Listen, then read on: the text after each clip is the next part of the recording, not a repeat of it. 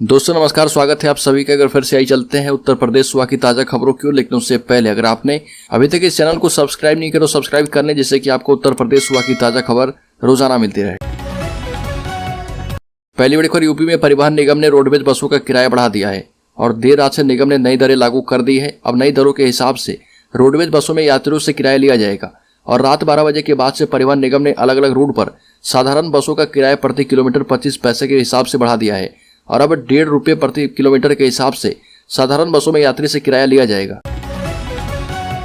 अलखुर सपा विधायक इरफान सोलंकी और उनके करीबियों की परेशानियां कम होने का नाम नहीं ले रही। अब चकेरी की अहिरमा शिव शंकरपुरम की रहने वाली रिटायर्ड एयरफोर्स कर्मी की पत्नी सरिता सिंह ने सपा विधायक पर साथियों संग मिलकर फैक्ट्री पर कब्जा करने का आरोप लगाते हुए पुलिस कमिश्नर से न्याय की गुहार लगाई है। पुलिस कमिश्नर ने एसीपी कैंट को जांच कर कार्रवाई करने के निर्देश दिए। सरिता सिंह ने बताया कि उनके पति एयरफोर्स में तैनात थे। कुछ साल पहले बीमारी से उनकी मौत हो गई थी। डिप्टी पड़ाव रेलवे लाइन के पास उनकी पैतृक जमीन है, जिस पर सपा विधायक ने कब्जा कर ली थी। अलखुर आगरा में 200 बांग्लादेशी छिपे हैं। पुलिस कस्टडी में 16 बांग्लादेशियों ने कहा कि हिंदी सीखने के लिए टीवी देखते थे। आगरा में आवास विकास कॉलोनी के साथ लगी खाली जमीन पर बस्ती बसाकर रह रहे 24 बांग्लादेशियों को गिरफ्तार किया गया है। अब खुफिया एजेंसी ने 4 लापता पाकिस्तानियों की तलाश तेज कर दी है। वहीं आवास विकास कॉलोनी में रह रहे बांग्लादेशियों ने पूछताछ में बताया कि वो हिंदी सीखने के लिए टीवी पर हिंदी फिल्म और सीरियल देखते हैं।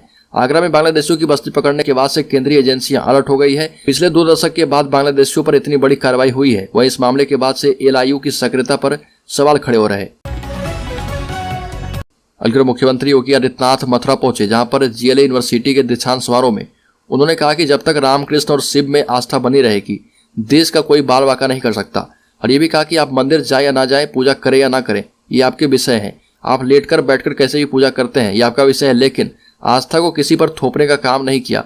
हमने सबको जोड़ने का काम किया है। अलखुर आगरा मेट्रो टनल निर्माण का सीएम योगी ने किया शुभारंभ। उत्तर प्रदेश के मुख्यमंत्री योगी आदित्यनाथ आगरा पहुंचे। खेरिया एयरपोर्ट पर आगरा के जनप्रतिनिधियों ने उनका स्वागत किया।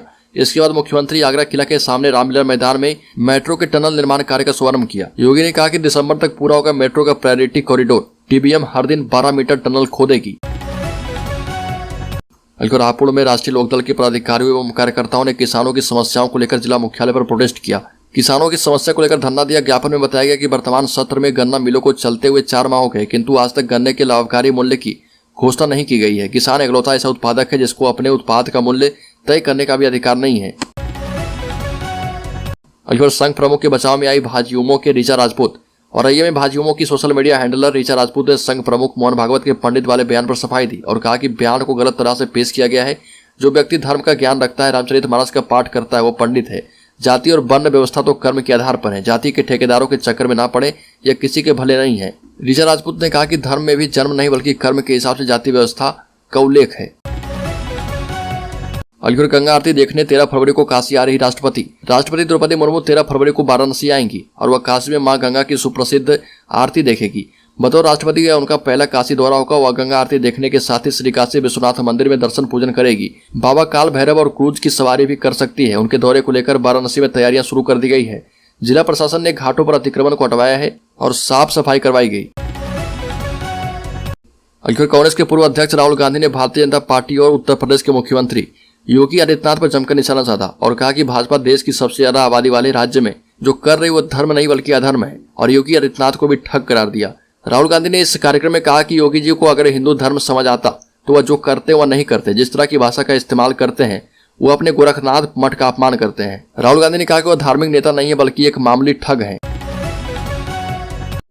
अलखुर प्रदेश सरकार लोकसभा चुनाव से पहले गर्भवती महिलाओं को सहूलियत की बड़ी सौगात देने जा रही है। सामुदायिक स्वास्थ्य केंद्रों पर अल्ट्रासाउंड एवं अन्य जांच सुविधा उपलब्ध न होने पर उन्हें प्राइवेट जांच केंद्रों पर मुफ्त जांच की सुविधा मिलेगी और इसके लिए गर्भवती को ई वाउचर दिया जाएगा। ई वाउचर से वह निजी डायग्नोसिस केंद्र पर जांच करा पाएगी और इसके लिए स्वास्थ्य विभाग ने स्टेट बैंक ऑफ इंडिया से करार किया है। हर महीने करीब 5 लाख महिलाओं को प्रसव संबंधित जांच करानी पड़ती है।